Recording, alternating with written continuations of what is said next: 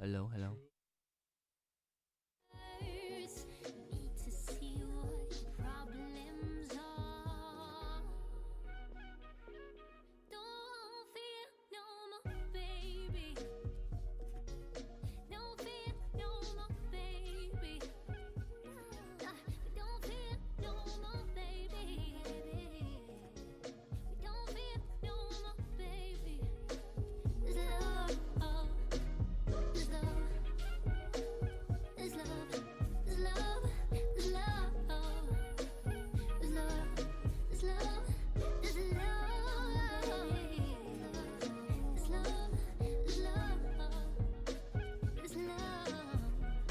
I feel when you're gone now, baby. I feel when you're gone.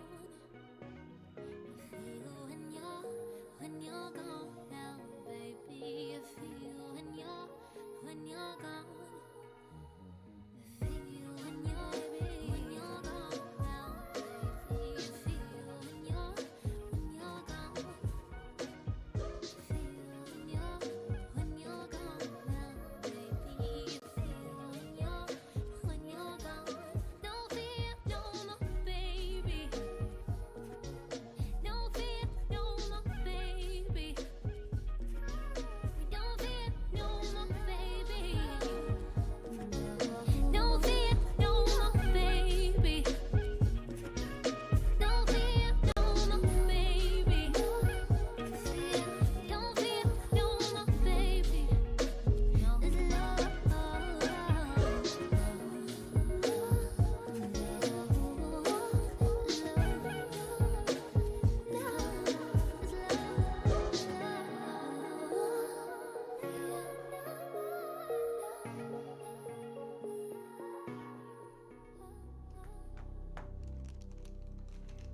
Welcome, welcome, boys. Northside plug. Hello. Another It's that time Thursday. again. Oh, good It's that evening, time. everybody. How's everyone doing today? Hope everyone's Doing good, man. Hope everyone's doing well.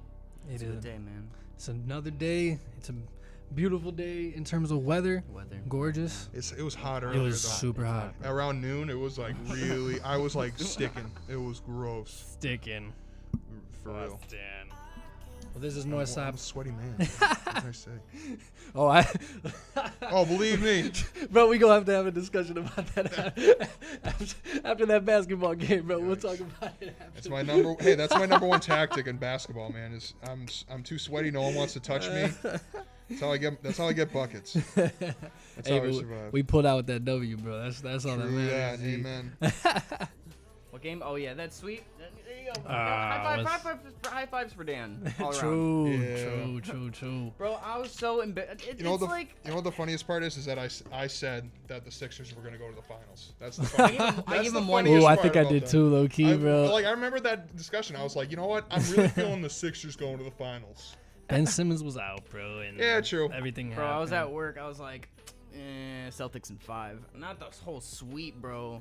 That was rough. Yeah, that was wild. Yikes. But yeah, we're sorry if you missed us last week, folks. A couple things came up, but we're happy to be back here this week. Of course, Justice to my right.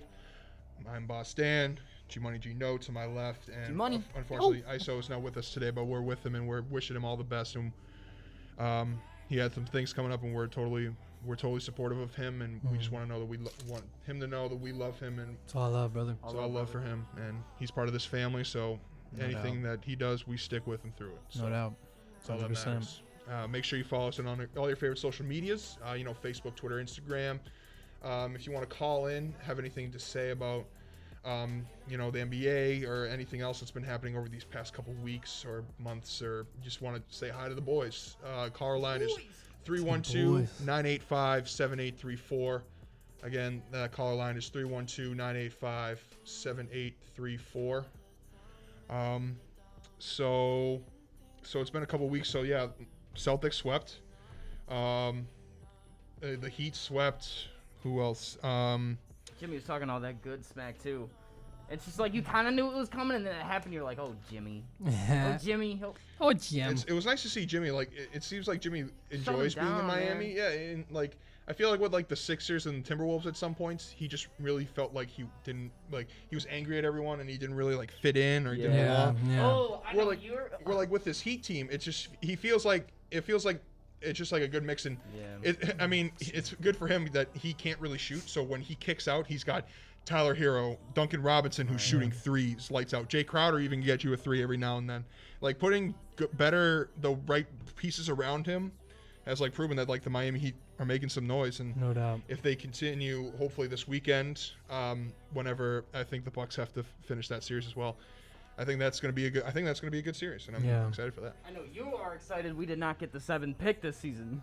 Oh my goodness, golly, bro! I'm super double excited for the Dub Nation going number 2. We could have got the number 1, but we'll get that number 2, and then yes, bro, the Bulls got at number 4. G. That was awesome. Super happy, you know. I mean, we didn't get number 1, but we're higher than number 7, and we're in a great spot to get a great player. Can't be stopping, Obi topping. Yeah. I think that's.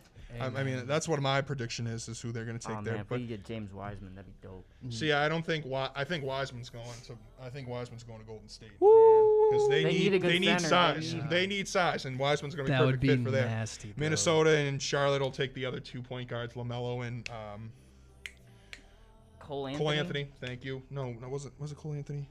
Yeah, it's Cole Anthony. Yeah, Cole Anthony. And then Sorry. there's Anthony Edwards, who's a shooting guard. Anthony Edwards there. predominantly. Gee, think about this starting lineup for the Warriors, bro. You got Steph at the 1, Klay Thompson at the 2, you got Andrew Wiggins at the 3, you got Draymond at the 4, and you got Wiseman at the 5. James Wiseman at the 5.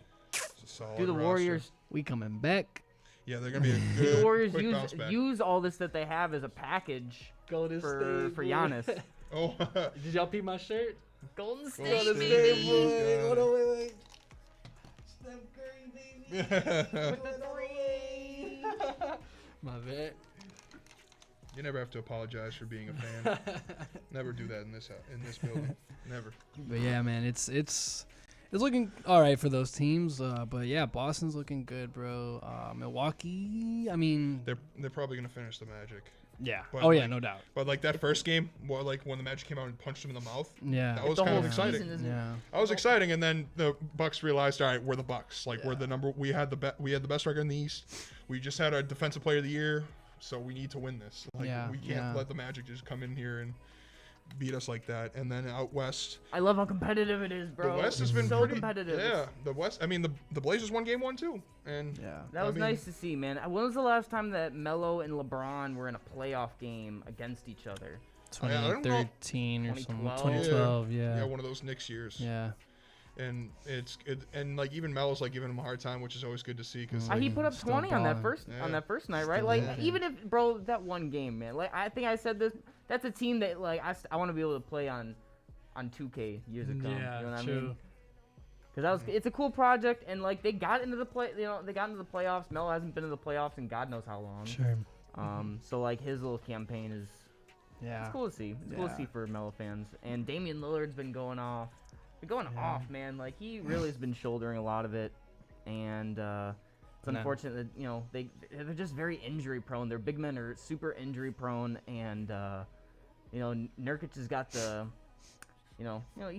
Yusuf Nurkic has been putting up some decent double doubles too. But LeBron is. it's LeBron and it's AD of two. Well, LeBron is basically deciding if like the season's gonna continue or not. Yeah, and we'll get into that in a bit. I definitely want to kind of finish up what we saw from the NBA over the past 2 weeks that we missed before we get into that whole discussion, because I think that's going to be the focal point of what our discussion is today, is all those matters. But I mean, after the Blazers won the first game, I can't believe Chuck said the Blazers were going to sweep. That's just ridiculous. I guarantee Has LeBron ever been swept in the playoffs? I don't think he's ever been swept. Bro, but Chuck be staying wrong, bro. Well, Like, I he mean, makes his points, but, like- guarantee it. those guarantees. But I gotta love Chuck for that. What other seeds? I mean, Denver and Utah has been a great series. They're Denver, pretty much yeah. the same team. Wait, are they tied right now? No, Or it's they're 3-1? They're up 3-1 right It's now. 3-1. Utah. But Wow. I think it's still been a good series. I think. I mean, Denver's been a They had disappointment, that though. one game where they just like let it get ahead of them. Like who was that? What was that game where they just kind of like really that Clippers game? Who are they facing? right now? Mavericks. The Mavericks. It's been a great series. They got frustrated Luka that last game. Doncic. You know what? Everybody's been recognizing it, but like King. that last game, they really figured out how to frustrate them. Oh yeah, they teed up. What they end up like up 50 They damn points? near 50 pieced them. They're like Dude! 45 pieced them, bro. That's crazy. But I mean, Kristaps Porzingis was Paul out. George found his so, stride, and everybody, yeah. all it took Yeah. was enough people to be hating on Paul George for Paul George to be like, nope. Yeah. Well, yeah. well, like even Doc Rivers said it. He's like, he's not going to take away shots from Paul George. Like Yeah. you brought him on this team to get you 25, 30 points a game. You're not going to tell that man to stop shooting. So it's a matter of averages of him actually starting to hit buckets. And that's, I mean, he played so bad in that game. Was that game 4? Game 3, when Luka did that. Whatever. When Luka did Luka things. Game 4. Game 4 was the buzzer to tie beater. it up. Yeah, to the tie it buzzer up. beater. Yeah. So like that game 4 was when Paul George was like 5 of whatever from the field and had like 12 points or whatever, and Luka had 43, 17 and 13, just going crazy. Crazy stuff. But like at the end of the day, like the Clippers came like I think at the end of the day, like all these higher seeds except for the Jazz. Wait, let's rewind 1 second. Damian Lillard's hurt, right? What's the status on Damian Lillard's He's knee? leaving the bubble, bro. He's already left the bubble. He's gone. Okay, so the Dunzo Trailblazers. Dunzo. Dang, that sucks, bro. Yeah. I really hope it's not something that like carries over in the beginning of next season because Yeah. I really gained a whole lot of new respect for Damian Lillard this bubble season. I saw so much tenacity in that man. It was really inspiring to see, truly. He put on a show for He sure. truly- I think he left because he was questionable for Game 5. Was probably not even going to play, and then the game got canceled, and Yeah, then he's like, "What's at the that point point?" he was just like, I'm out of the bubble. Like, yeah, I Yeah. want to go. And then like this, someone posted a picture of him with his kid today. So like, at the end of the day, you got to see your families, and we'll get into that in a bit. But yeah, I think hopefully when the NBA is supposed to restart up this weekend after the players making their powerful statements this week, it's been really good.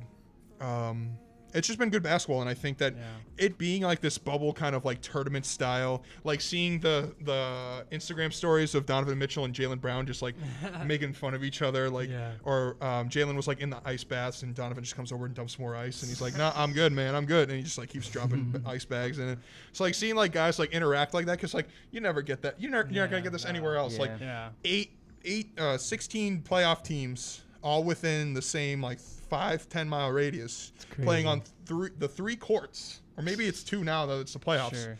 So it's just a unique atmosphere, and I think we have to appreciate it while it's here. No doubt. Did you hear the thing about Jimmy selling coffee out of his room For $20 a cup. Yeah, and how CJ be having like all these bottles of like that man be sipping like bottles of wine per day, son. Bottles of wine per day. They got to do what they got to do to Crazy. survive. He's a connoisseur. To survive in the bubble. But like you truly see which teams take advantage of the situation and like find an energy and a certain chemistry to be able to succeed, and which teams like the 76ers that just are truly exposed.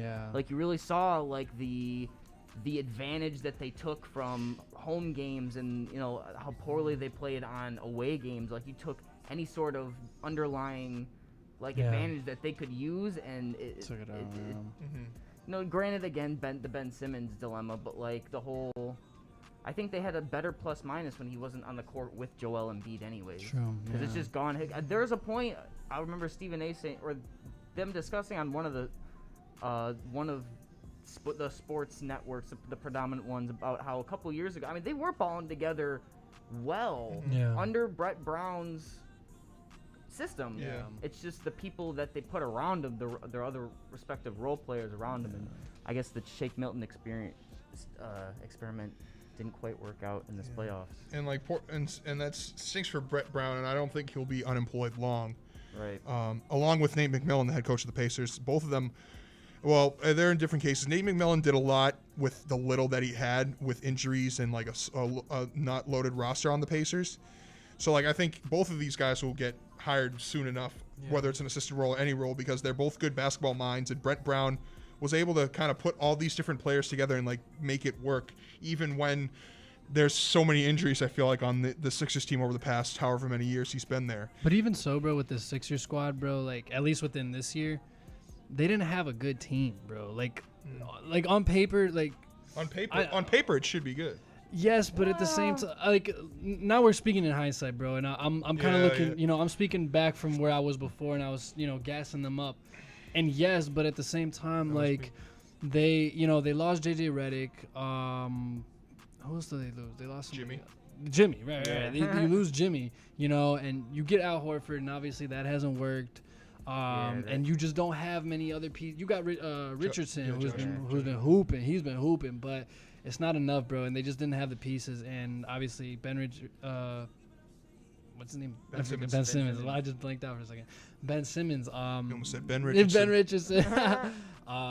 Yeah, bro. Like, there's not much Brett Brown could have done. I think he did the best that he could. I think, given what it's worth, Joel Embiid played really good basketball. Oh, yeah. He was putting that team on his back for those 4 games. Yeah, I mean, you saw those games, and it was Joel Embiid and everybody else, and Richardson from that time and time again, but it's just unfortunate, you Nate McMillan, he gets fired. I mean, bro, like, your star players aren't, either there or 100%. So it's like, I understand the decision, in the very short term, but it's like, I don't know. It's a business at the end of the day. You got to do what's best for what you think, and if it didn't work out, so be it, Yeah. But, oh, my bad. I wanted to say, going back to the Clippers, bro, I wanted to make a point, like, how we were talking about Paul George and everything. Yep. The playoffs, bro, like, and especially it's even more amplified in the sense of, like you said, with the bubble, the playoffs are all about adjustments, right? And that's why I feel like, with Game 5 between the Clippers and the Mavericks, I think that's why you saw the Clippers just go crazy, because you have 4 games, whether it was a win or a loss, of like, dang, we didn't do this, or dang, we didn't do that, or yo, like, we did this really well, blah, blah, blah. It's Game 5. There's more on the line. And now it's like, okay, Kristaps is out. Luka Doncic, he's banged up. Now we see the weaknesses, and now we see where we can really bang them, and they just...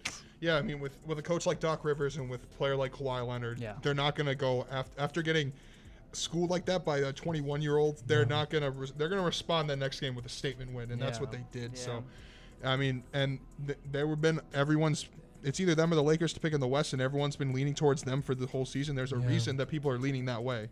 They're going to win those decisive games like that Game 5 statement.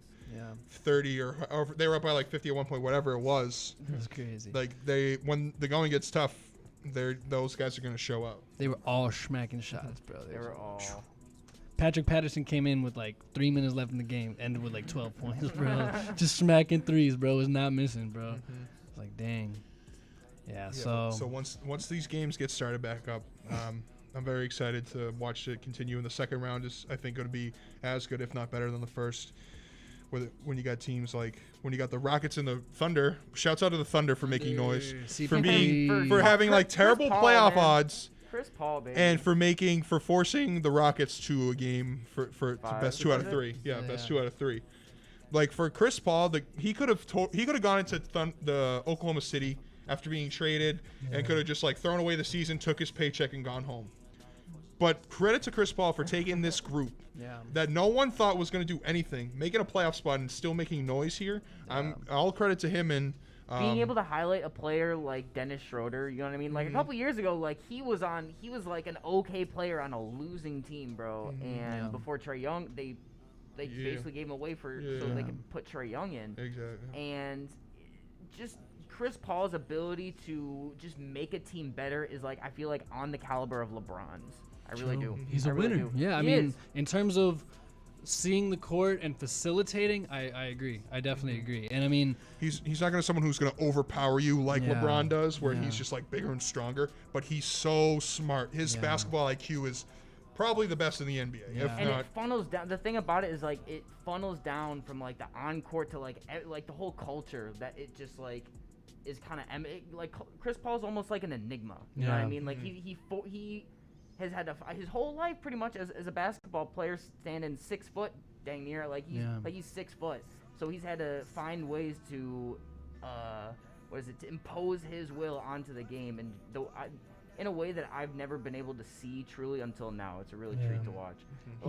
I feel like with the Rockets, because I had like a bias against the Rockets, I wasn't able to like I could see it, but like it was just like, I don't know. I don't know. CP3, hard, man. He's just a winner, bro. You know, and I mean, like, obviously I'm not a super basketball player, but with the experience that I've had, like, I know what it's like to be short on the court, and I know what it's like to be smart on the court, and tough on the court. And when you're lacking size, at least within basketball, you have to be smart. Otherwise you're gonna get dogged. Yeah. Big time. That preseason shot, that dagger against Bull, man, like that's just that's candid. The fact that he's still doing this, bro, he's Right, been in the league for a right. long. I remember, bro, when Steve Nash was in his prime and CP3 was on the Hornets, and CP3 was just like, I think there was one year where they swept the Suns, bro. Dang. I was so mad, bro. I was so salty, bro. I was like, who's this man Chris Paul thinking that he can beat my Suns, beat Steve Nash, bro? We got to get this championship. So I mean, it's a testament to show how long he's been doing it. For He's real. like you said, he's like LeBron, bro. Like they've been doing this for a long time, bro. So it's cool, G. And no matter, it would be crazy. I mean, they're not gonna go to the Western Conference Finals, but it would be crazy if they beat the Houston Rockets, G. It would be. It really That would be insane. I mean, that would be. I mean, well, I was gonna say that would be big on Russell Westbrook and James Harden, but Russ hasn't been playing, so it's a different Yeah. story, low key. Dang, I forgot. Yeah, son. yeah, it's a different story. I forgot. That makes it even bigger. Yeah, Oh my god. yeah. But I mean, even still, Even you so, know what I mean? yeah, Like even so, James that- Harden should be. that is hooping like on them. that has the most on the line in terms of like a statement that could be made. You know what I mean? Like you dump me on a team that just basically is just comprised of assets. I'm gonna turn it into a team, and I'm gonna make it a team that can beat your team. Yeah. And it's like, I still credits to Mike D'Antoni because I love the man as a coach. It's I don't know. It's fun to watch. 100%. I agree, man. Yeah, definitely, man. So we'll see what's going on with basketball, and we'll see if we get to. I know that they said what's it called, that they will resume with the playoffs. Yeah. But yeah, we've got a lot to talk. What's up? Can we talk about just one more thing before we get deep? Yeah. Can we talk about Lionel Messi in Yes. Barcelona? That's crazy. Yes, that's very important, actually. That's a good point. So, if you haven't heard, Lionel Messi, a.k.a. the GOAT, in my GOAT. opinion, you can call Ronaldo the GOAT, whoever you want, but Messi's my GOAT, The goat. who has spent 20 years of his life in a Barcelona uniform, at FC Barcelona. He's pretty much spent 20 years, was a teenager, left Argentina to fly to Barcelona, and he's been at Camp Nou he's been playing at Camp Nou for 20 years. Now, all of a sudden, after the recent past years of Champions League failure, he wants to leave. And the football world went upside its head. When a guy like that, who's been on a team for 20 years, of that caliber of talent, wants to leave, everyone goes crazy, and everyone tries to think, can my team get Messi?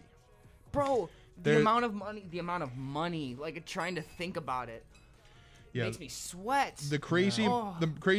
part is that the rights to he's 33, 34 years old. So he's not getting any younger. He's probably gonna keep getting worse and worse and worse. Or maybe not worse and worse and worse, but he's on the decline, let's say. It may not be a steep decline, but it's a decline. For a player to take him on, they're still gonna have to pay top dollar. They're gonna have to pay so much money for him, because they basically have to buy out from Barcelona like his last season of his contract or something like that, and then they're gonna have to pay him premium dollar because of his name, because of the Messi name. He's gonna get paid big money. So there are very few clubs in all of Europe that are going to be able to pay him. Unfortunately, for if you're a person like me who's a Liverpool fan, apparently the leading candidate for the Messi sweepstakes is Manchester City, Ooh, that's crazy. with his former head coach Pep Guardiola, who won a bunch of trophies. He won a bunch of trophies at Barcelona with him. Loves playing under him. Has said he would love to play under Pep again. And they have all the money to spare because they have so much money as an organization. They're the leading candidate if he doesn't go back to Barcelona. So without Messi, can you describe to me, because I don't know what Manchester looks like in comparison to like the rest of the league right now. Like, so without Messi, and then like with the addition of Messi, what do you think that would look like, or what do you think it looks So like? like Manchester City is already a dominant force in English football. They've won 3 Premier League titles in the past 5 years. They've been the top English team. They haven't had much international success. They don't have any Champions League titles. They have plenty of domestic success. They win the FA Cup. They win the Cabarro English Cup. They've won Premier League titles. They have a stacked roster. They have the money to buy these players. They just haven't performed on the European level. They haven't won any international, like outside of England, they haven't won any trophies. So for them to add a player like Messi, the expectation is for them to win the Champions League.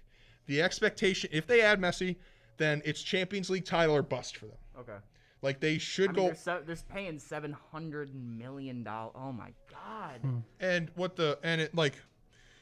the craziest part about, or the most interesting thing about that is because of the ownership group that holds Manchester City. Like apparently a rumor for a deal in place is that after he played 3 years in the Premier League, he would move to New York to play for New York City Football Club, which is under the umbrella of the ownership group of Manchester City. Okay. It'd be in his Manchester City contract that after you play 3 years in the Premier League, you're going to go to New York, you're going to play in the MLS. Okay. Which, like, if Messi comes to the MLS is going to sell so many tickets. Yeah. Like, I think, I mean, still dominate. Like Zlatan came over and played for the Galaxy, Right. and then That it was was just a dope. thing. You know what I mean? Like even that got I think if like whenever Messi and if Ronaldo ever comes over to the MLS and plays for like Miami or something, whenever they travel, those tickets are going to sell, and that's going to be huge for the MLS. But that's not going to happen anytime soon with Messi. I don't think he's making the move to the MLS now. I think he wants another Champions League title before he goes to the US. Yeah. I think that's the main reason why he's leaving Barcelona, because they got tossed out in the quarters. They got destroyed by Bayern in this year's quarters, losing 8-2.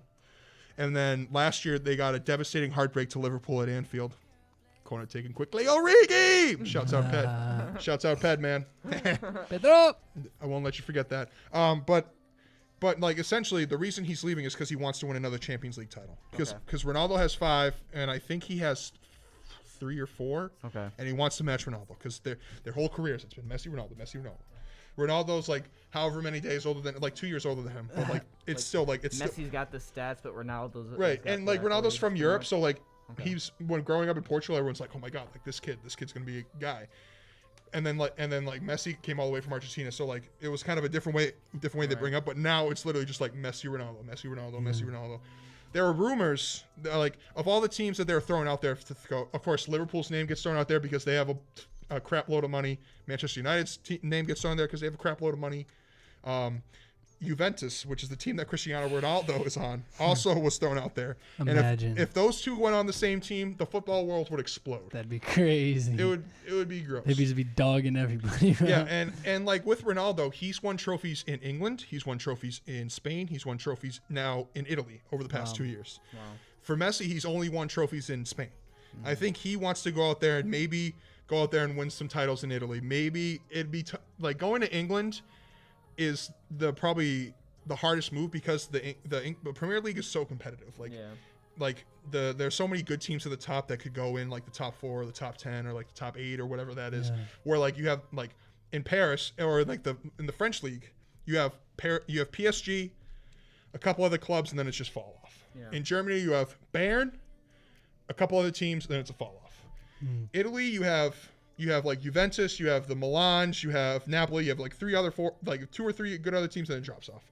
Where like, so like the diversity from those leagues, if it'd be hardest for him to go to England and win something because at 33 years old, it's such a fast pace that it might be tough for him. I would say if he wants to win a Champions League, he should go to Paris and play with Neymar and Mbappe. Paris. Even though him and Mbappe basically play the same position, I think they could figure it out with all that skill. Yeah. If he did go to Italy and play with Ronaldo, I think that'd be ridiculous. But if it happened, then they look stupid if they didn't win all the trophies. And if he goes to Manchester City, they have to win a Champions League title or else it's a failure. Yeah. Yeah. So for him, and I don't blame him for wanting to leave because there's been so much, like they've had so much turnover in the front office too over the past couple, and managers, they can't find a good one to stay. Yeah. I don't blame him for wanting to leave. It's going to be so weird seeing him in a different uniform. That's not the blue and the maroon and the gold. That's classically Barcelona. And if it's in a Manchester City colored uniform, I'm going to cry. That's all I have. That's my thoughts on it. And hey, if he wants to come play at Anfield, we'll find room for you, Messi. I don't think we can pay you, but we'll figure it out. He's coming to the fire, bro. Get out of here, bro. If he's going anywhere to the MLS, he's gonna go somewhere warm. He's gonna go to LA or Miami. He's gonna go to. Warm. There's the Chicago Fire. He's just gonna round out his accolades with the MLS, bro, when he turns like 37. You try telling Messi to live a Chicago winter. Bro, you seen that video of him listening to Chief Keef, bro? It's probably not. I don't know if he's really. No, it's real. That's That's true. real. That's so true. He's listening to Chief Keef in his car. That's so true. So That's the best part about it. He's already acclimated, bro. He coming to the Shire, bro. Unreal. He So trying to tee up. yeah. So good way to bring that up, Justin. I'm glad you brought that up because that is a good topic. And if I he saw goes. pop up in articles. I'm like, oh my god. It's literally like someone. I loved all the Twitter people or like Someone people that don't cash pay out in attention to soccer. crypto? So everyone's like, so someone like compare this to like American sports, and I was like, okay, imagine There if is no comparison. imagine if Jordan, but like imagine if Jordan. No, see, like it's so Not weird even. though. Like he only played 14 years. See, it's like it's kind of like with Brady, but it's not Yeah. because it's because football is so much bigger than any on a American global sport. scale. It's so It's like much the bigger. biggest deal in soccer. It's so much bigger because like they make so much money from all the other countries that watch them. It's so much bigger than Brady going to the Bucks And or then think about the or Olympics. Jordan playing for the Magic or freaking Paul Pierce playing for the Brooklyn Nets or whatever. I don't know. I just made that up. Not But even like close, though. who else played for like 20 years on one team? Like I'm trying to think of like Tim Duncan, yeah, like Kobe, Dirk Duncan. Nowitzki. Dirk. Duncan or if Duncan, Kobe, or Nowitzki, if they all of a sudden after they're like 15 or 16 years were like, you know what, I'm gonna go play in the East, Yeah. and everyone's like, what? You've played in the same uniform your whole life. But You even really, then, you really want to go man, to you the? Yeah, even then, it's not the same. It's like It's the same concept, but it's it's the just same different concept, but it's on magnitudes. such a yeah. huge, bigger scale. Yeah, It's like the yeah. biggest, like, massive ripple that just, like, means more from a place that doesn't, like, originate here. Yeah. You know what I mean? Mhm. Like, there are a lot of people here that care, but, like, internationally, it's an overwhelming That's all they can amount. talk about. It's an overwhelming amount. Because And like especially there's now, the thing about it is just the shift of money in general in the time that all this money and just finding like people are getting older and a lot of people with a lot of money are going to be passing it on and just it's just such a time of like this influx of just currency in general and it's a crazy time to see like the sports world at basically like the middle of it. Yeah. No doubt. and the sports world is leading the charge here in America. For real, man. And we're gonna take a quick break, gather our thoughts, and then we'll kind of dive into what has happened, what has transpired in the NBA and rippled its way through to the MLB and NHL over the past couple of days, and how we as a country, not just as a sports world, but as a country, will move forward from the actions that have happened over these past like 4 or 5 days or so. It's all moving so fast. But appreciate you all for tuning in as always. Thank you to Q4. Yeah, we'll be right back, so don't touch that dial. Don't touch it. Tune in on YouTube or q4radio.org. Yep. Q4.org. Q4.org, AM 1680, or the iTunes radio app. We're on there. 312-985-7834. Ring it. Call us. Ring ring. I'm trying to take you for this night drive and have you sitting on top of the world. I'm trying to take you for this night drive and have you Sitting on top of the world. Sitting on top of the world. Sitting on top of the world.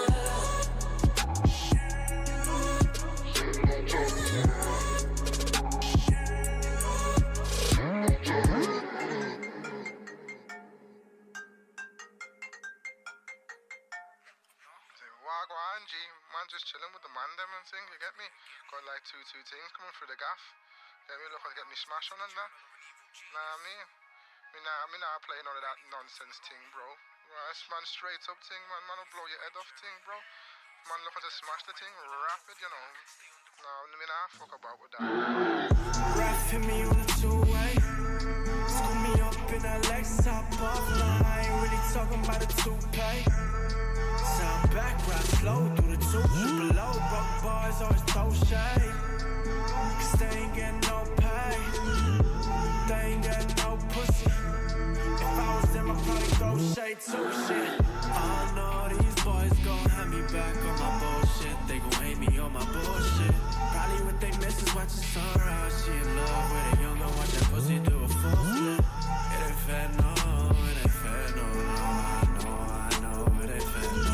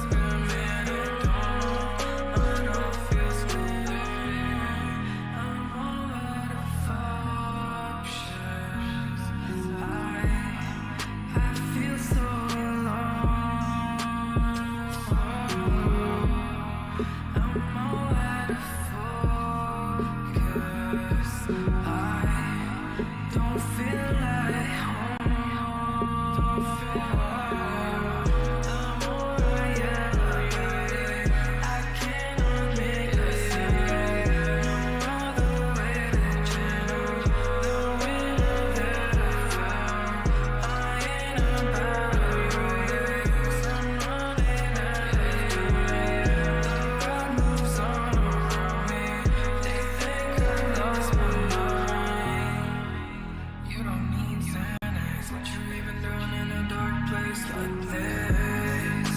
Yeah, it's been a minute, don't know why, 'cause it all feels too late. Sign of the world's end, sign of the times, they take advantage. Who would have thought?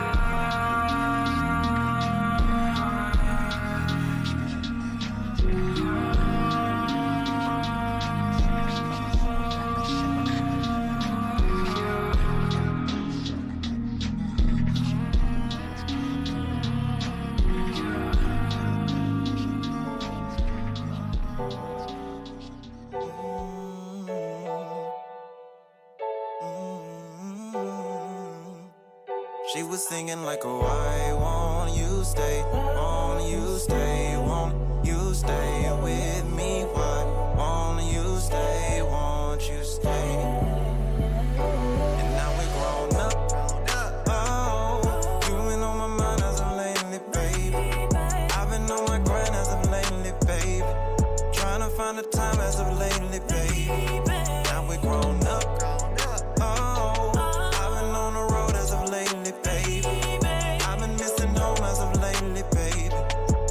You should know as of lately, baby. Now we're grown. I know I'm just young nigga love, but these other young niggas they shook. Can't see this morning I'm booked. Yeah, my partner whip it up, no cook. Yeah, knock it shot, no look. Yeah, vet in the pussy, no rug. Yeah, inch up verse 2 hugs is the formula, they get it. I'm just trying to get it so nobody starving. Cross me, I can't grant a pardon. Let's rock ship, CP, mellow, and fucking hard. And 300 on my wrist, I'm a fucking Spartan. You bad on the outer, but on the inside you fucking rotten. You want a bad man, but you fucking robbing. Why won't you stay? Why won't you stay? Why won't you stay? Why won't you stay? Why won't you stay? Won't you stay? Won't you stay with me? Why won't you stay? Won't you stay? And now we're grown up. Oh, you've been on my mind as of lately, baby. I've been on my grind as of lately, baby.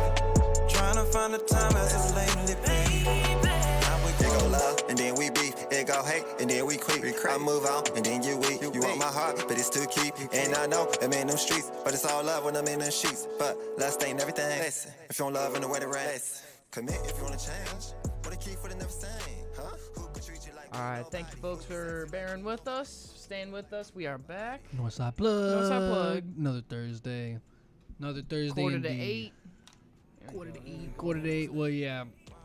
Well, there's no easy way of like getting into the topic, so we're just gonna dive in, man. You know, and before we get into the sports side, you know, we just want to like state the facts of the reality of the situation of this week. You know, so on Sunday you had the video that everybody's seen of Jacob Blake getting shot at least 7 times by a police officer, and everything that's transpired after that. And then the other big next thing that happened was the shooting in Kenosha. That, you know, after that basically, and I mean, I feel like we've all seen it on social media, on YouTube or whatever. Both very graphic videos, very disheartening is a very gentle word to say it in terms of everything that's going on right now. And you know, we were kind of, I mean, we've been talking about it, you know, we've been talking about it amongst ourselves, but we were talking about it earlier. And dang, I forgot my point. Basically, this is what's going on. Oh yeah, my point is that after everything that we've been through just this summer alone in terms of social justice, right? With George Floyd being the main focal point of the spark of the movement, to have everything that transpired in terms of all the protests that have been going on, and for, you know, Jacob Blake to be shot like this. Thank God he survived, but still, you know, he's been shot 7 times. I believe he's paralyzed, or that's last time I heard. Regardless, he got shot 7 times, right? And that fact alone just is just like a big middle finger F you to everything that, I mean, obviously from the history of this country, but just within the past few months alone, where it's like this has been on everybody's mind.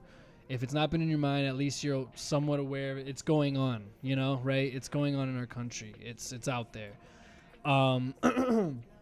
So for this to happen, I feel like, and mind you, I'm just kind of processing my own emotions and giving out the general thesis of what's going on, and you know we're gonna dive into everything after, you know, but yeah, it's just crazy that we're here in this loop, right? It just feels like a cycle. It feels like a loop that continues to be the same thing, right?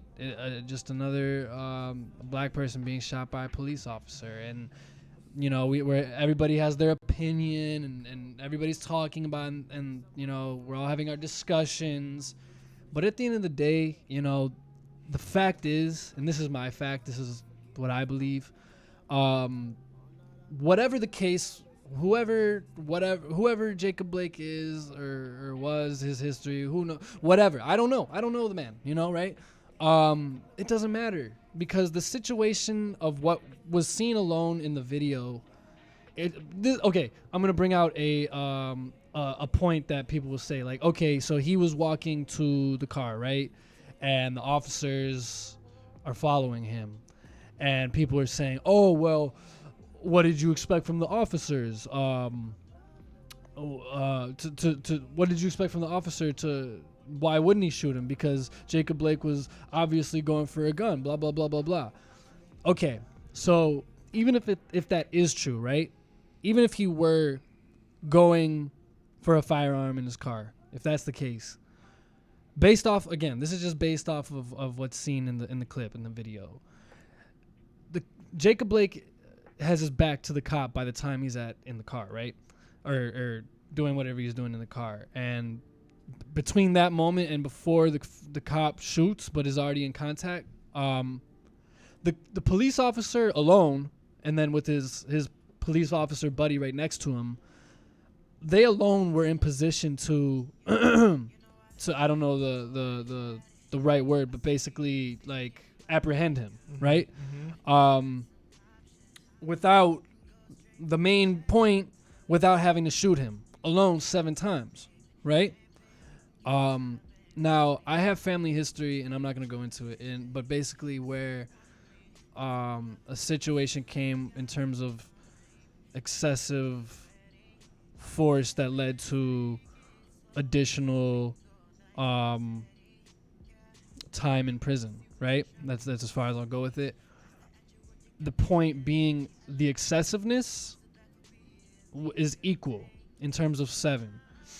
So from my perspective, it's just, if you're in that position as the cop, and in your mind you're going to, you know that you're going to shoot, why are you shooting 7 times, right? If that's the length, right? And I know this is dark, but it's just, I'm trying to pick all the pieces, right? Why not once? Why not twice? Why 7? So that alone right there is like, okay, super duper red flag on top of the red flags that are already going on, right? Why the excessiveness on top of the act alone? So I'll leave that there, right? So you have that, and if you guys want to, you know, come in, let me know. But the cop should be charged with attempted murder. Yeah. Let me finish this last point, and then I'll hand it over to you guys. So we have that, right? And then now days later we have Kyle whatever. And again, another situation of, you see a clip, right? Majority of people have seen the clip. From the clip, you don't see everything that happened before, whatever, right? But you see that obviously there's distress in the crowd that, this boy has a firearm, and not a man, a 17-year-old 17-year-old boy has a firearm, and you know, people rightfully so see this and took action, right? Took action, and you know, 2 people lost their lives to that, and rest in peace, first and foremost, you know, to them. And again, you know, thank God we don't have to. Knock on wood. At this point, we're not saying R.I.P. Jacob Blake, right? But Sure. you know, that video, again, it's like on the other side of it, just as chilling, right? Because you see, there's a few facts. So you see, obviously, this boy, he shoots them. At the end, you know, they're both, 2 people die. But you see the other videos of he's just walking casual, like before he committed what he did. He's just walking casually with the other police officers and maybe other people that are, you know, on his same wavelength. Just walking around whole time. He's got his finger on the trigger. You know, it's not just him carrying the gun. This man has his finger on the trigger the whole time. So the intent is obvious of what he's trying to do. What's it called? Yeah, and they're saying, "Oh, we appreciate you guys. We really do." This is the police saying to him and his other comrades, whatever, right? Oh, we appreciate you. They're throwing water bottles. They're like, "Oh yeah, we don't have a lot of water bottles, but we can spare you guys a couple." You know, looking out for them or whatever. And then after the shooting, you see the video of this kid just walking the opposite direction of the situation at hand, you know, the people that he shot at and everybody else. And he walks like half a block in the middle of a deserted street with police, you know, of all sorts, what it seems like federal, local, state, whatever, coming his way. You know, they're somewhat kind of saying, you know, stop, blah, blah, blah, stop, whatever, yada, yada. But he's just walking casually and he's walking with confidence, right? He's walking with confidence. He's walking like he's walking like he knows that he's not in danger. He's messed up in the sense that understands he's like probably in super shock just at the sense of like, oh, like that just happened. You know, I feel like any human being in that moment would be in a state of shock, right?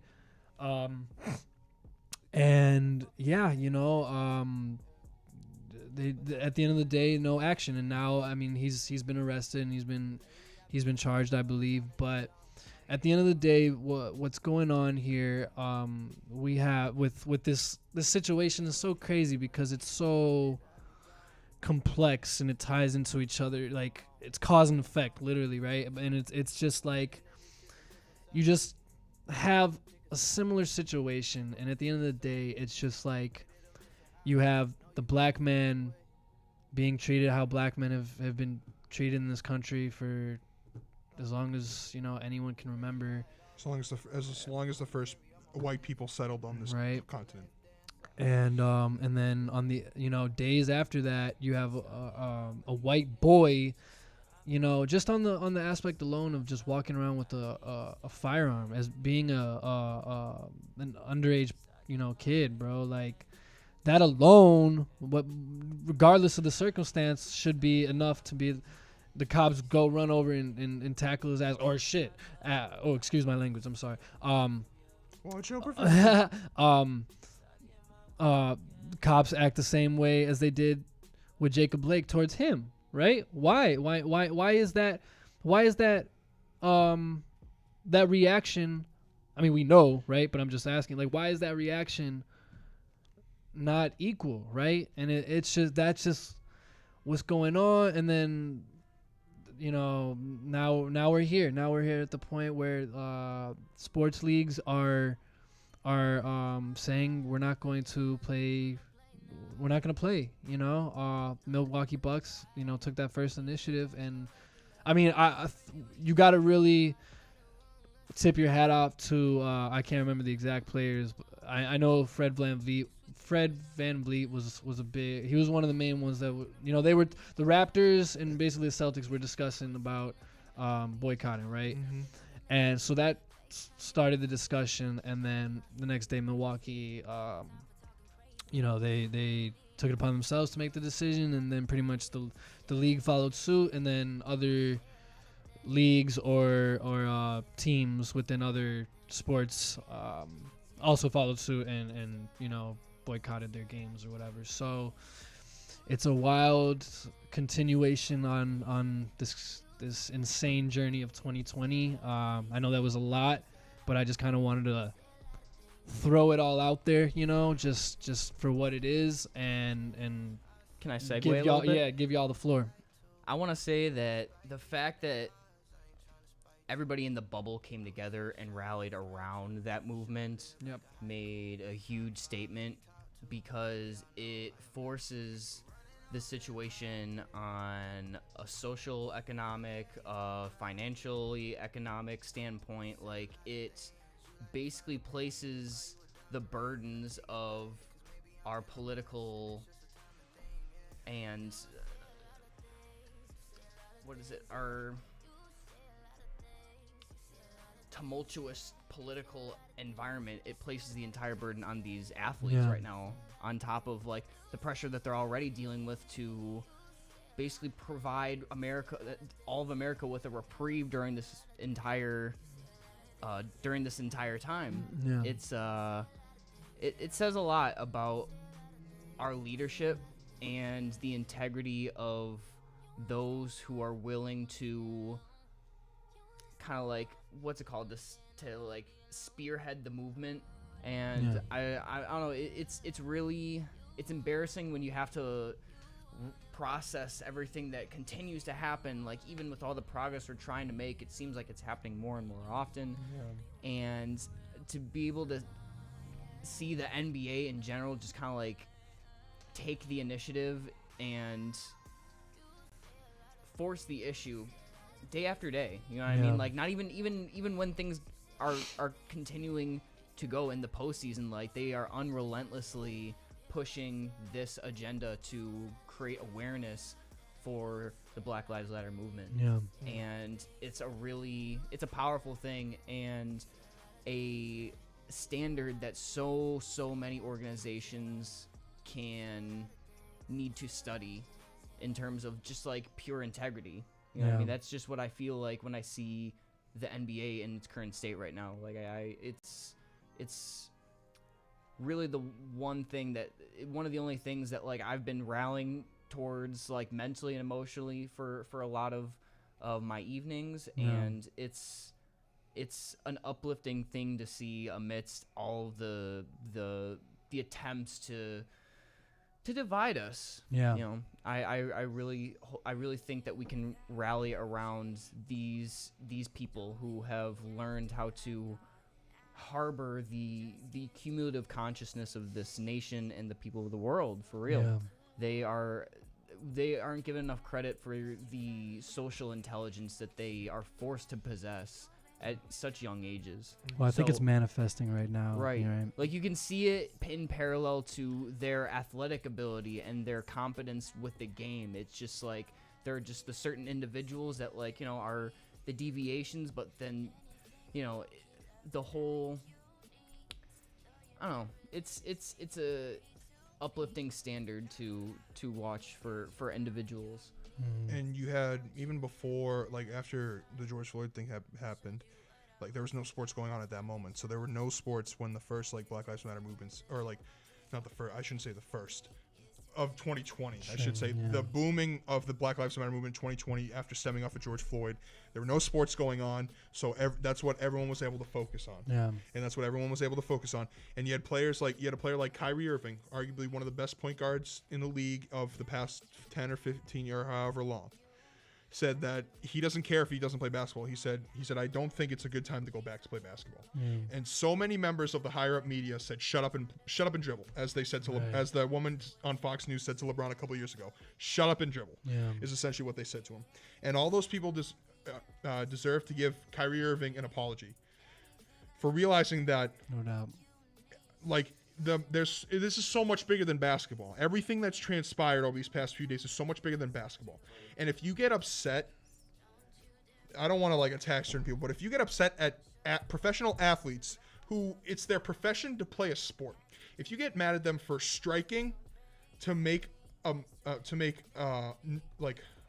essentially make noise about what has happened over these past couple of days and amplifying what has happened going on in this country for generations and generations, and you just say they should just shut up and play sports, then you're just clearly not a kind soul. Like, you don't understand human, like, these people are human too. They're not like invincible humans that just go out and play basketball and go home and sleep. Like, they have lives. They have children. Like, so many of these athletes are like, what if I'm next? What will my children do? What if they have to explain to their children what's going on in this situation. Yeah. It's so much bigger than that. And not just the black athletes. It's the other athletes who are stopping, and whether it's across baseball and now hockey's stopping now, and of course the NBA led the charge, and props to the Milwaukee Bucks and everyone in that locker room for taking a stand on a situation that happened in their own state and their own fan base.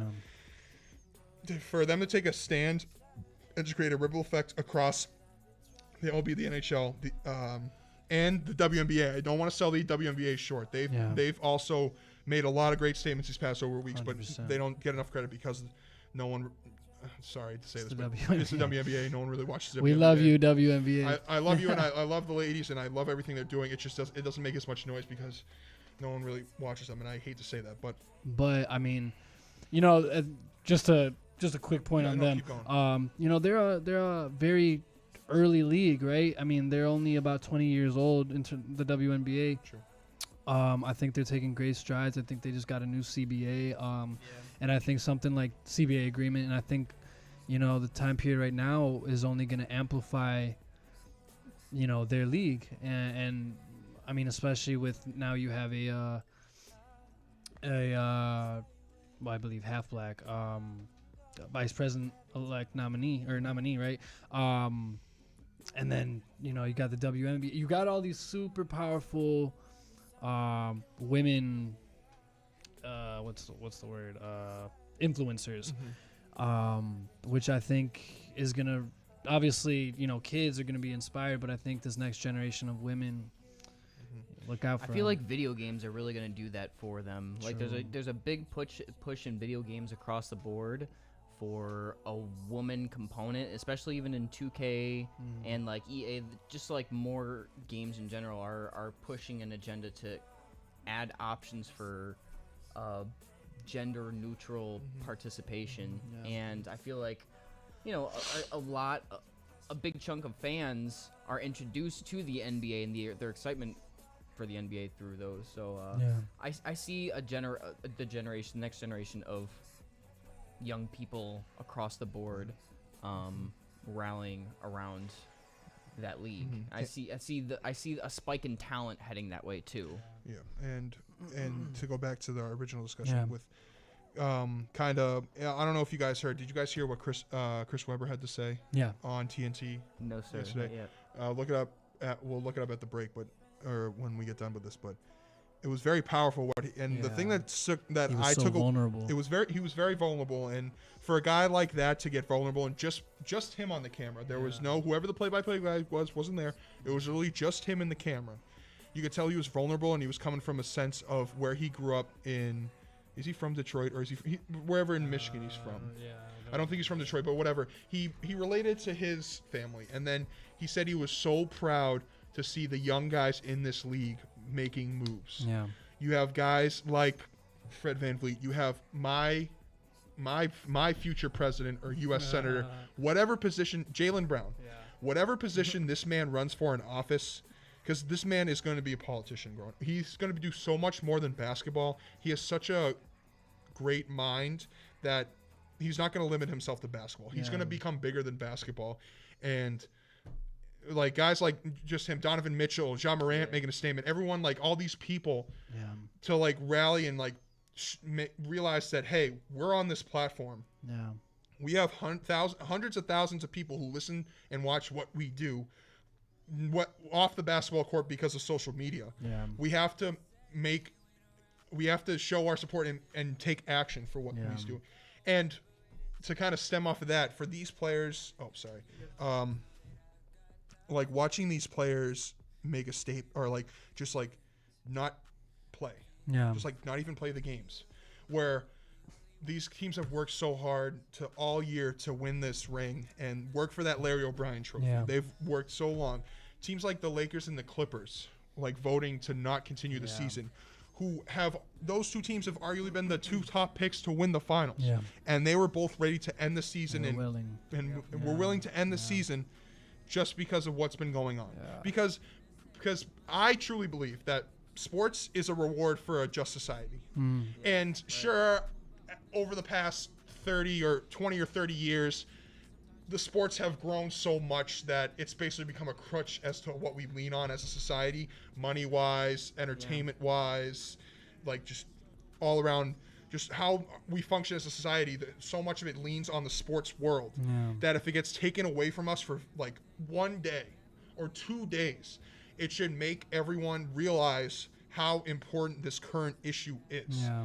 And if you're, and going back to my last point when I was previously discussing that, if you get mad at these players for striking, who cares? It's not your decision to make. You're not affected by it. I'm sorry you can't bet on the over-under for the Mavericks and Clippers game at 212.5. I'm sorry you can't lose $5 to your bookie this week, guys. I'm sorry you can't take those 2 hours of the day and watch sports. Instead, you have to sit there and actually think about what's going on in this country. That's why they stopped. They wanted to stop this. They wanted to stop playing because they wanted people to realize why are they wanted to be like, okay, why are these players stopping? Yeah. Because of the injustice that's going around in this country. They wanted people to think about why they're stopping while they're not playing. So like for those 2 hours, they hope that instead of just sitting there and being angry and being like, I miss basketball, or I'm never going to watch basketball again. Like, first off, if you say I'm never going to watch the sport again because some players protest, screw you, dude. Like, they're not going to you value yourself way too much. Yeah. No one's going to be like, wait, dude, we want you to come back. Like, we want John 582796 on Twitter to come watch us, man. They don't care. They have so many hundreds of thousands of millions of viewers that one person who gets offended by them taking a day off to make a social statement. Yeah. Clearly, you're a mean-spirited person. I just think that's that's what it boils down to. And this is my thing, bro. I 100% agree, bro. Like, you see so many people on social media, like whether it's in the sports world or out, bro. Like, this is what makes me mad, G, is that everybody has an opinion, bro. Like I don't know, bro. I'm just getting older, and I'm seeing what's around me more and more, and things just slowly become more clear to me, G. And everybody has an opinion, bro. And it's like, whether you're right or wrong, like, I don't know, G. Like you said, like, you're a jerk, like, if you're thinking like that. But it's so, I don't know, bro. Like, I don't want. It's common sense. It's all so much bigger than you as the individual. Exactly. And it's so much. No, I was just gonna say, like, keep your mind, because I'm at it. Yep. We live in an individualized society. I was just about capitalism. To say that. I was just about to say that. We have such a narcissistic society and such a close-minded.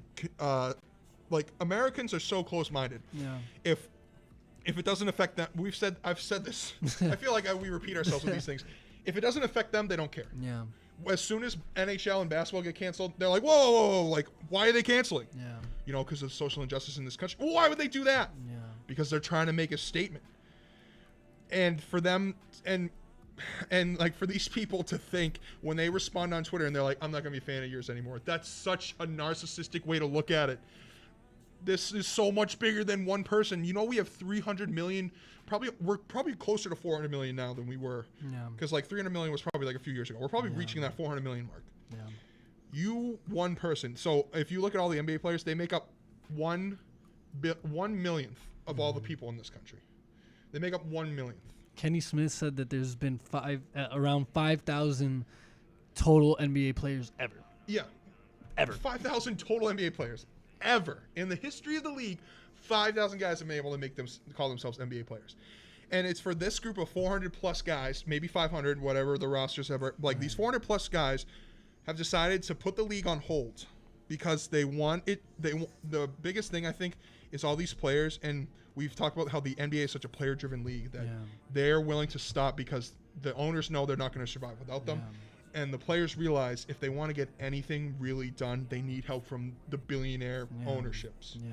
Whether that be Mark Cuban, whether that be anyone else. Mark Cuban was the first one that came to mind because everyone knows who Mark Cuban is. But like you get my point. Is that the point of these stops is so that the ownership realizes that this is a real issue that people face every day, and that if something and the players need to go to their owners and be like, you have so much power in this country. You own the X business. You have a relationship with XYZ politician.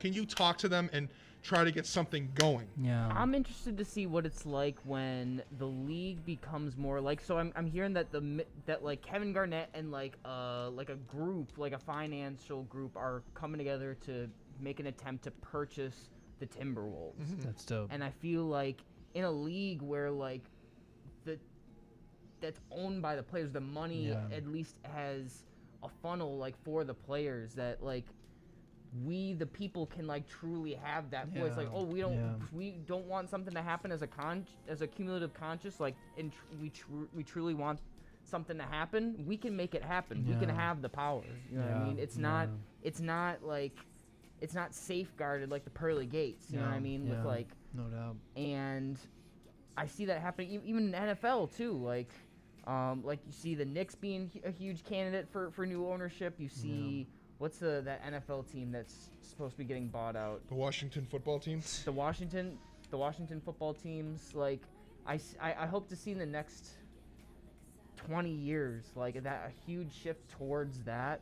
Yeah. And I feel like we could accelerate the efforts that we have, that we're seeing now. You know what I mean? Because if this is what it takes in order for change to happen, then we're gonna keep hitting this avenue and putting players in position of controlling where the money goes and where it comes from. Will help even out. I don't want to say even out the playing field, but like as generations give more of a voice and more control at the end of the day, more control of your destiny, rather than leaving the owner, it's almost like the music business, right? So artists, it's going away from we have to knock on these labels' doors to no, like, I'm an independent artist and I'm gonna get my bag off of my individualized or group brand, right? And that's kind of where the NBA is going, bro. These players, like you said, man, hopefully they'll find a way. I mean, you already got the players union and stuff like that, but definitely, bro, where I don't know, man, like it's more culture driven rather than you've got the upper ups and we're all down here and we're all trying to finagle our way into the upper, which, like, in this case would be the NBA or the NHL, right? But you have this whole plateau of everybody else trying to, thousands and millions of kids trying to reach the NBA, but at the end of the day, there's only going to be so many players, And what happens, you get these players, they get all the accolades, obviously, whether you're the last man on the bench or you're the first, you're LeBron James. You're living good, bro, and especially now if you're in this bubble, obviously it's a different situation, but in terms of the living state of the condition you're in, you're Gucci, you're good, right? And I feel like, the whole point of them boycotting and stopping is to say, we're here with the people, we're here with you. We are on the same equal playing level, because I truly believe that, like, basketball and I feel like football too, but just because basketball is such a more interactive and easier game to pick up right away, it's the game of the streets, bro. It's the game that speaks of the people, you've got LeBron, KD, Anthony, all these, Anthony Davis, all these players, straight from the hood, straight from the projects, bro, literally, right? So they know best in that situation. Like, if we're gonna talk about LeBron, right? He knows best, and he just so happens to be the best basketball player in the world, bro. He's someone that we trust to make an opportunity out of a hardship. You know what I mean? Yeah. And this climate in general, like, amongst all the trying hardships, is like such an opportunity for the young people to take the power back into our own hands. You know what I mean? And in our country in particular, we are going to either submit to another superpower as like the number one superpower in the world, or we're going to take the reins and step up. And I want to reiterate, like, this flux of money that's going to be coming to and from in the next like 5 years in particular. Where, you know, I'm talking like trillions and trillions of dollars. And the type of money where, like, if more people, and I feel like this, I realize that I want to be more educated on like money in general. No doubt. Because there's just so much going on that, like, in finer prints that, like, I don't know, man. There's so, it's undeniable that we need that resource in order to make any sort of moves. Money speaks the actions of humans, bro. You know what I mean? It took me a long time to see it as a resource instead of just like an enigma of just like malintent. Yeah. You know, because I've never, the term business and money and like it just, in order to get I never could envision a wholehearted way of getting a lot of it without sacrificing a part of myself. You know what I mean? And I feel like the more that we educate ourselves in order to empower ourselves, 100%. It's gonna be at the most critical point over the next 5 years to really make it accessible to the people who have felt restricted by their own inability to gain the knowledge to access it, and then actually doing something with it. Because that's the mindset, is right. Like we have spent our whole lives just with the mindset of chasing it, that we haven't even considered. We haven't been lucky enough to consider what we could do if we had it. You know what I mean? If I had 25 grand to just like, you know, make a vehicle or a project of change and like use it to jumpstart, whether it be music or just like a platform or a business or a non-for-profit, whatever it may be. I feel like people, and that's the particular thing about this whole coronavirus thing, man. A lot of people were being helped in a way where it just felt like that's how it should be all the time. Like you feel like your country should be assisting you in a way to help you succeed instead of I don't know, it just, I mean, bro, like you I don't know if y'all have caught any of the Republican National Convention, bro, but it's all just rhetoric of, basically, to sum it up, like we, in terms of the administration that is attempting to reclaim the Republican to become the president, right? They're just promoting fear and promoting, you, the suburban people, we are basically protecting you from the outsiders that are trying to come into your neighborhoods and storm into your Macy's and blah blah blah blah blah blah blah blah, right? It's just it's disrespectful, bro. It's just so, like, you know, and at the end of the day, this is the thing, bro. You know, I think, you know, Democrats have some good ideas, Republicans have some good ideas, right? I'm not gonna sit here and discredit either side, whatever, because I think at the end of the day, like, it all adds up to the one of at least within this country of what and who we are. But the problem is it's so unorganized within both parties, and then it's so unorganized as a whole within a system that it creates like, you just lack of hope, right? You just look at this at it all and you're just like, damn, like, why is it like this? How can I make this change? But at the end of the day, like, that being said, that doesn't mean that you don't take action in however you feel. You know, like, this has to be we have to continue talking about this as much as uncomfortable as it may be at times, you know, with certain people or whatever. but this isn't going away, you know. And no, it's freaking not. you know, and I think the fact that you have a 17-year-old boy acting the way that he acted is just proof. 17. You know, I remember where I was 17. We can all very much remember where we were 17. I was getting my first speeding ticket at 17. You know, we're very close to that, and to see you know, just one case of the youth, you know, it goes in that direction, bro. It's just like, this is here to stay, bro. You know, and no matter if Donald Trump is in the office or not, you know, 4 years down the line, regardless, you know, this is still going to be a problem, bro, and we're still going to be talking about this. Yeah, and nothing, we're not saying that we're expecting everything to be good next week. Like, it's definitely, nothing's going to change overnight, and we know, we've seen that in this country, that nothing can happen overnight, but with what briefly I've heard from the Republican National Convention is I agree with you, it's a lot of fear. Yeah. And it's ironic that I don't know if they said these words directly, but it's like he's like, or them just being like, that's Biden's America out there. You want to live in that society, and then you're just like, no, dude. Like, Trump's been in office for 3 years. This is what you've created. This is what you've done by electing a man who used to say you're fired all over public television.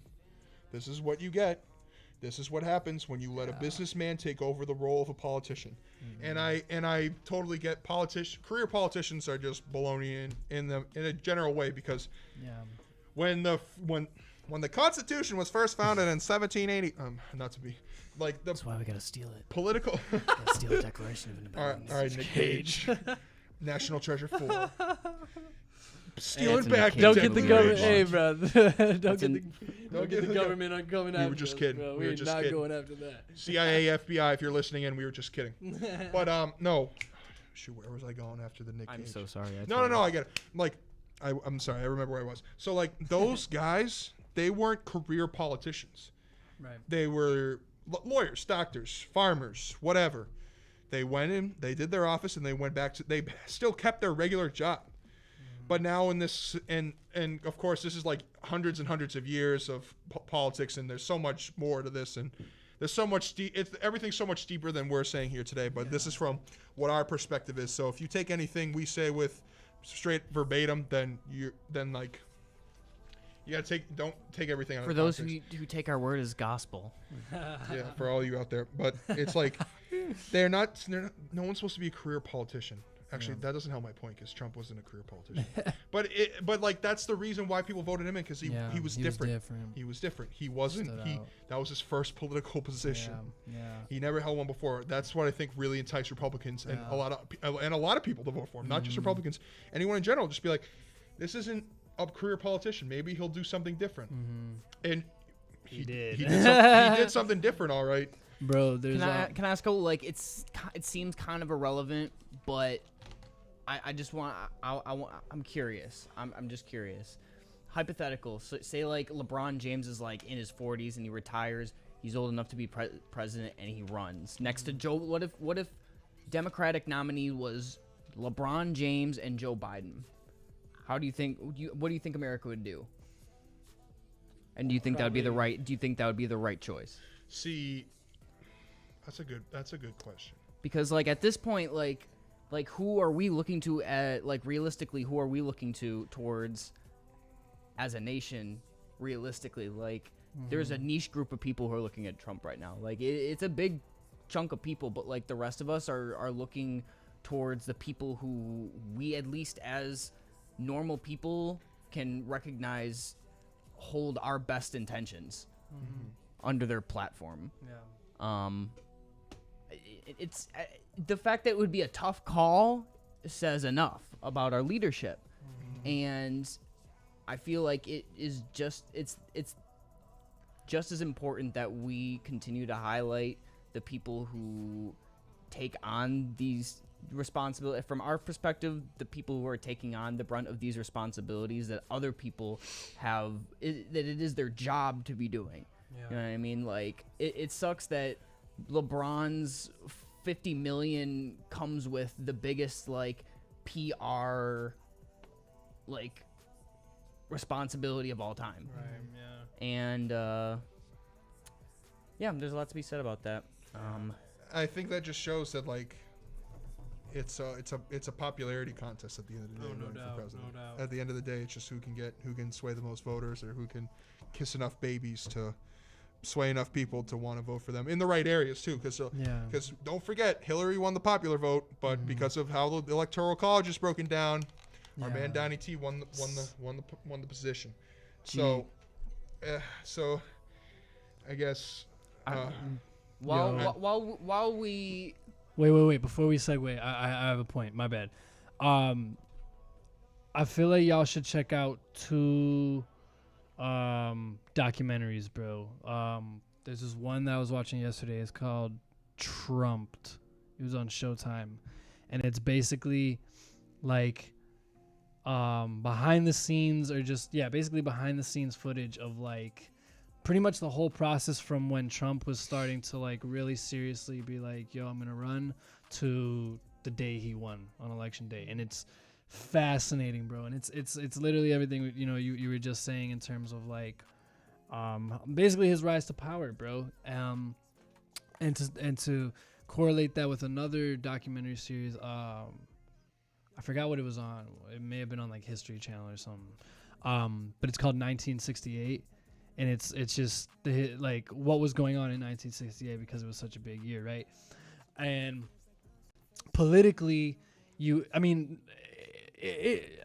don't know how much y'all know about 1968, but just everything about that year and this year is so similar, bro. Like it's eerie. And even with the political race, you had Hubert Humphreys.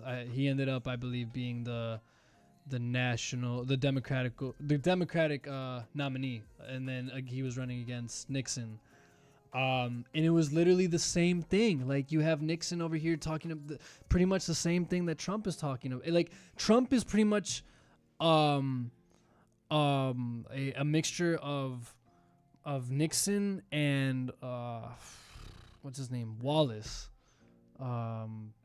Do you know who I'm talking about? He was running in 1968 too. Dang, hold on, give me 1 second. Basically, bro, the candidate Wallace. Can you look that up, bro? Just look up 1968 Wallace. And basically Wallace, he was running, like he was just on some like white supremacist like rhetoric, right? So George Wallace. George Wallace, thank you. So his whole campaign was pretty much what Trump's campaign has been, right? In terms of the rhetoric. And then Trump like is similar to, kind of politically in terms of like Nixon somewhat, but obviously Trump is his own case. Platform of Nixon, rhetoric of Exactly. In terms of the sense of like, yo, he had the these same fan base as Nixon. Exactly. But it was a mesh, you know what I mean? Like he took. Yeah, so Trump took like both of those aspects and ran with them, and I mean, man, I don't know. My point being is that this has all kind of been seen before, and it's just the last 4 years, the last 5 years, I mean, obviously leading up to his presidency. Wow. Oh, no, I'm sorry. My point being, just to kind of like bring pictures together, there, you see in Trump's rallies in 2016, right, when he's running and people are fighting, and he's saying throw him out of there, and he's saying Mexico's bringing in the drugs and rapists, yada yada yada. You see within his rallies the discord and the fighting and people pushing, and he's advocating that, right? Bro, we saw Trump's America right there, because that's what's going on now every day outside, right?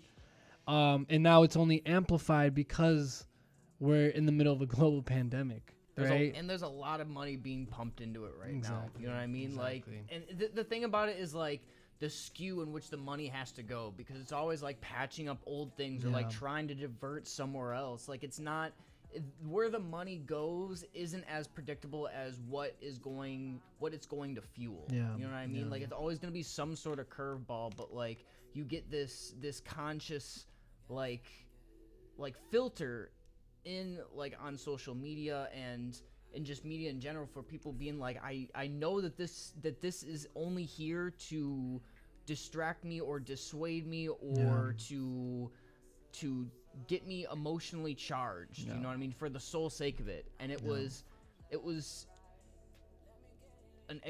like an exploit in the social economic atmosphere that they pinpointed. And it's predictable now. You know what I mean? We know exactly where they're going to be coming from. It's just a matter of like the details that they just, because they have stuff brewing, you know what I mean? It's just like their details, the way that they word it. You can see it in the style. Like, I used to struggle with style, you know what I mean? Yeah.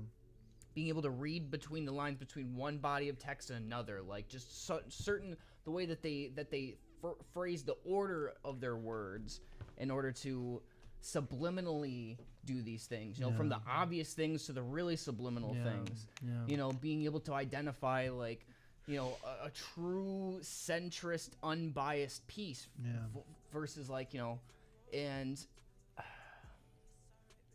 you see a lot of people who can't filter that out, and I guess it just comes down to I'm gonna refer back to critical thinking. You know, people need to learn how to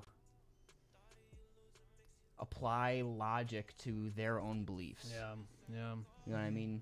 To understand that, like, okay, I might be behind a platform that says that represents this. You know what I mean? I don't know. And I think that just kind of played off what you're saying. I think that just goes kind of goes back to the point of what I was saying, of that, like, going in someone else's shoes and looking at it from someone else's perspective that's not just yours, or whether that be a WASP Republican who's lived in the same area for his whole life, or a young black man who's grown up in the inner city, has been struggling through the projects and is now trying to get a career as a music artist. I mean, there's so many different perspectives in this country that when you form opinions, and we keep going back to this, but when you form opinions on based off how it affects you, that's just so ignorant and self-centered that, and and I keep saying it because I just, every time I think about this stuff, that's all I think about. I said, like, we as an American society is just so self-centered and so focused on what benefits us, like, or benefits yourself and the people directly involved with you, not including the millions of other people that you don't see every day who are also in this place we call the United States of America. So I think we just need to, as a people, just to take one step back and kind of take a look at the bigger picture and see what's happening in our country and know that things need to change. Can I use an example real quick? Go for it. Remember when there was a huge surge of like this pushing this concept of like paying it forward and like, oh, I'm gonna pay for this homeless man's, but it's like before it became like an overwhelming like eye roll thing for someone to like record this shit, or, excuse me, like verbatim, like people fed into like, oh, this good deed that is put in front of my face that is inspiring, and people feed into it, whereas now it's like people, you see that now It's a gimmick. It's a gimmick, and it's easily identified that way. And it's like an increasing intelligence of the social conscience. And it's hard to define, but you can see it in characteristics of like how the masses behave, you know? And it just comes down to being a student of the world. Exactly. And being able to, it's hard to be able to step back when everything's just like being thrown at you. Like, I have to literally separate myself from I have to separate myself from a lot of this, to the point where like I miss out on some critical things. And you know, it's the desire to want to do more, you know what I mean, and feeling guilty for not doing more, you know what I mean. I feel like, you know, it's not an unproductive feeling, and I wish more people had it. But at least you're feeling that, bro. You know. I guess like inciting that more of that in people, it would be beneficial. I just try and take, peace in the fact that like, okay, all I know how to do is what I know how to do to the best of my ability, and if I can continue to do that in a way that can affect some positive change for this movement, then I have no problem putting my efforts into making sure that those efforts are synonymous with pushing that movement. Yeah. Because it's not even a gimmick at this point, but it's what's necessary. Yeah. I can't not. Otherwise I deal with like this imposter syndrome. Like what other personal emotion that I have supersedes the importance of my thoughtfulness of the current situation right now. Yeah. And it's a confusing time, bro, and there's a lot going on, but I feel you. I feel you. You just kind of gotta in whatever way and lane that you feel that you can, and this isn't just you, this is just everyone, bro. You just gotta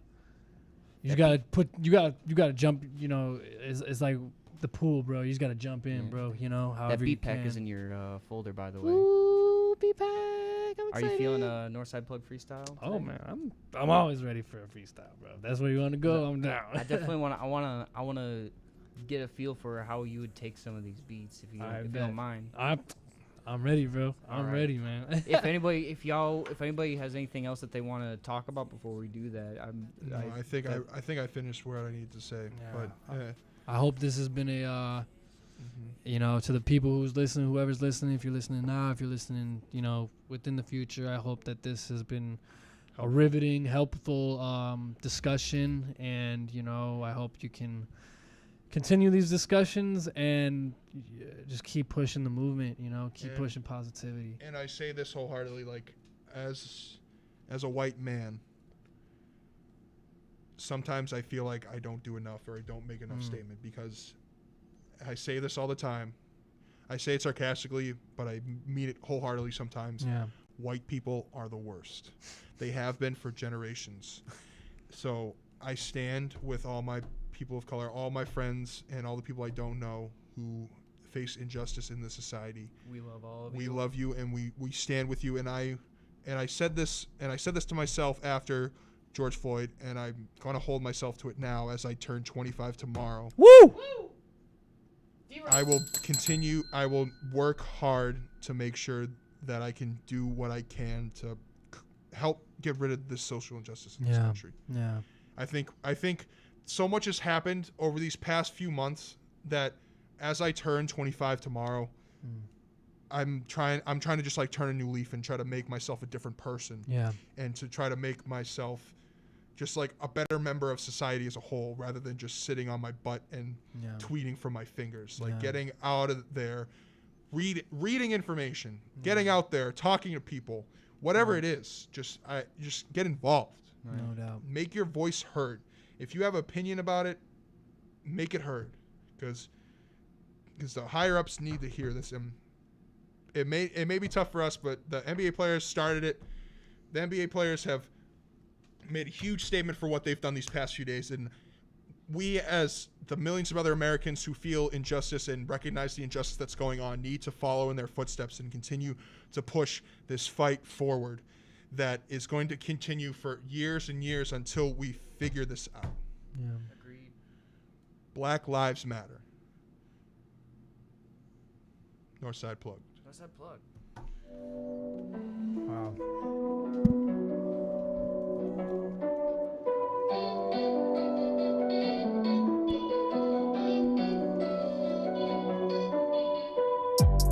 Put me in the position. Put me in a position. We all just gotta listen. Put us all in a position. Put us all in a position. We all just gotta listen. Get in your composition and start writing. Figure out what you gon' do and get the lightning. Cause we excited for the future. And we gon' write it. Write our future. Yeah. Powerful words, they've been said. Now it's time to do, better get up out your bed. Now it's time to do, better get up out your head. Now it's time to move, yeah, leave your eye on red, ayy. Cause I ain't reading, and I'm just moving. And I've been doing, ain't no excuses. Whether it's making, or whether it's music, or cooking and baking, I just keep doing, I'm living life, I'm with my guys, and we just trying to get aroused. Because this life is crazy, yeah, it's gonna always tear you down. I just wanna build a nice life with a baddie and a nice house. Yeah, it ain't about the clout, but everybody around us just want the clout. All them gimmicks, and I ain't with it. You can leave it, you can sit it on the couch over there. I'ma vouch for my people over here, cause we here, we in the streets. We gon' eat, we gon' live our life, yeah, we gon' be who we are. And we can see that this beat was super heat. Justino Cochino on the beat-a-roonies. That beat's nasty. Yeah. It's Justin nasty. That's nasty. That's Cochino, Justino.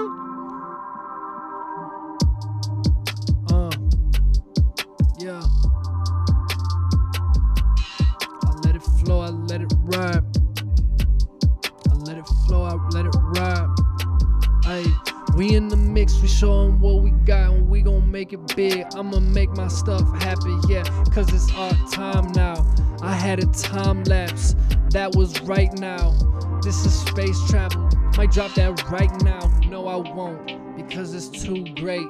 What we hold in our hearts, yeah, it's too great. What we see in front of us is our fate. And what we don't know, it's in good taste. Cause we've been grinding for a better life for the longest. We gon' stay the strongest, people, right or wrong. F your opinion if you dishing out that hate. We don't wanna hear it. You could wait in that purgatory, because it's a different story. We gon' give our people glory, cause this is not boring. Topic of discussion. Every day we hustling. All my people struggling. All my people got muscle. Yeah, they stronger than ever. All our words are clever. The more we fight, every day we getting better. Get this cheddar up that elevator. Yeah, I could taste the greatness. Yeah, I'm tasting all the flavors. I don't favor not one soul. If you a hater, then just burning coals. If you don't understand, then you can roll out of here. You can't roll with us because we out of sight, we out of mind. We getting money, this our time. If you got a diamond, then you chime in. But if you lying, please don't chime in. Because this movement, it's been rising, yeah. And I always knew my whole life that I would be in this type of situation. I just didn't know. So I would be sitting, waiting in class like, when is it gonna be that time? But I ain't in class no more, so the time is right now. I'm just glad I ain't in no class no more.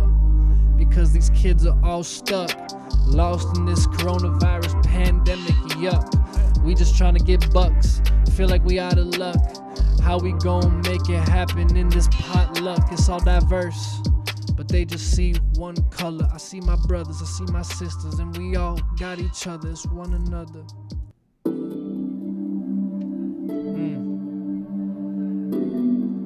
It's a vibe. Oh yeah.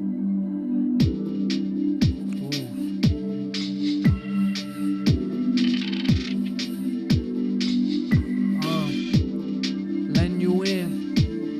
Letting you in. Letting you in. Yeah, we letting you in. We've been going long. We've been okay. This is different. I'm reminiscing. I'm reminiscing. I'm reminiscing. Hey, this remind me. This remind me to think so highly. To think so highly. Cause all these night vibes keep me awake. All these night vibes keep me awake. And I just wish that I could sleep. There's so much that I need to do right now, so I can't sleep. I feel so reckless, I can't sleep. I feel so restless, I can't sleep. As much as I try, sometimes I think about suicide. Cause life is dry, just like the Sahara. And I've been to them deserts. I wanna move over there because it's hectic. It's so hectic. I feel this pressure. I feel this pressure. I learned at a young age the schools that I was being brought up in, couldn't put my trust in. There's an extra 4 It's hard bars. to function. Extra for a little boss for me. I just be feeling like I gotta eat all the Reese's Pieces. Why does it feel like my heart's in pieces? I hear more of my people, so I cannot leave them. But if you never see me again, I'll never leave. Yeah.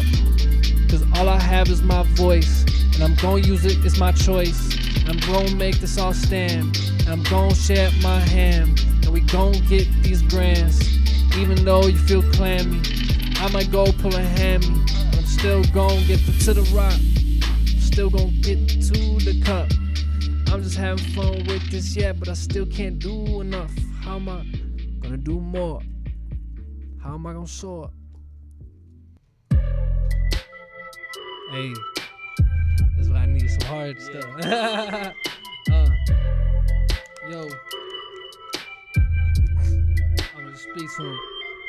Yo, I've been tired of people saying that they bout it, but they ain't bout it. Tired of self-doubt, I've been rerouted. Life is crowded, I was in the big crowds. Oh, go to Paris. Ooh, they see we gon' tee up real quick. Tee up real quick. I've been feeling down, so I tee up real quick. Tee up real quick. Tee up real quick. I've been feeling down, so I poured me some lit. We gon' get tea for Dan's B-Day. You know we gon' get tea for Dan's B-Day. Because we gotta celebrate quarter century. That quarter century. I'm going through a quarter century crisis. And these type of feelings, I don't like this. I hate the shit that the spin ignites it. I'm sorry for my language. The CCC don't like this. Is that the right acronym? I just hope my people all in the same synonym. Yeah, I could taste this like this a cinnamon challenge. It's all a disaster. Why is it all plastered on the wall, but you still can't see it? You still can't see it? I've been dreaming for a better life. That's why I'm out here scheming. I ain't sleeping. Overachieving. Remember I was underachieving. Now I believe in what my people seeing. Yeah. F that treason. Why you leaving all your peoples now? We was gon' dig it up, we gon' shut this down. I was here, I'm lost in this, but I'm just now finding myself through all of this. So much going on through all of this. And people too focused on trying to diss. But I ain't gon' ride on that ship. I'm gon' show y'all that we gon' get our own chips. We playing poker.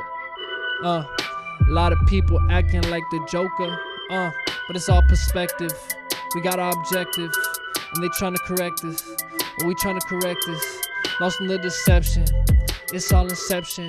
Leo, but I'm a Libra, no Leo. I'm gonna sing my song like Neo. Yeah, I feel this like I'm Neo. Hey, I'm just riding. Yeah, I'm just riding. This is G Money Gino. Yeah, I'm just riding with my guys. This is Northside plug at an all-time high. Justino, Boston, ISO, Denim guys. Make sure you stay healthy, stay clean. Get your hands sanitizer. Thank you for stopping by, folks. Thank you for stopping by. Thank you all for tuning into this discussion. I appreciate all of you for listening and taking light into what we had to say. I know our words may not carry as much power as the NBA players that we discussed today, but we appreciate you all for tuning in as always, and we will continue this discussion. It's not going away anytime soon, so No, you can sir. guarantee we're going to continue this discussion as the show continues, and you know, it's all love, and we appreciate you all. Yeah. Thank you. And I just, again, I want to say I feel so blessed for us to be able to have this platform, Absolutely. And I'll be honest, there was part of me that kind of thought, should we do the show tonight, right? Yeah, I agree. But I think that it was important, bro. And I think just as there's something said within for example, what the NBA players and a lot of these sports figures are doing in terms of not showing up, right? Because they have that power and they, there's much more say. And I equally think there's as much, maybe, we don't have the platform, we don't have the fan base, if you want to call it, right, to that extreme, but I think there's just as much power in us pulling up, like us knowing that we have this opportunity, and as challenging as it can be, and not everybody might agree with us, but at the end of the day, like, it's important for us to come up here, utilize our platform, and just speak what we feel is going on, bro. Absolutely. So thank you guys. I every week I enjoy being able to share this experience with you guys, Absolutely. and I always look back to a few years ago when this all started, and just for us to be able to sit here today in this room and discuss about this, it's a blessing, and again, gotta thank John, Irvin, the whole Q4 family for giving us here at Northside Plug this opportunity to spread our what we feel in our message, but the people's message, and thank you. That's all I gotta say. And and thank you all for tuning in. Shouts out to ISO. We love you, man. We're with you right now. So we're praying with you right now. We love you guys, and thank you all as always. Black Lives Matter. Black Lives Matter. Till next week. Peace. Love you guys. Much love. Stay safe.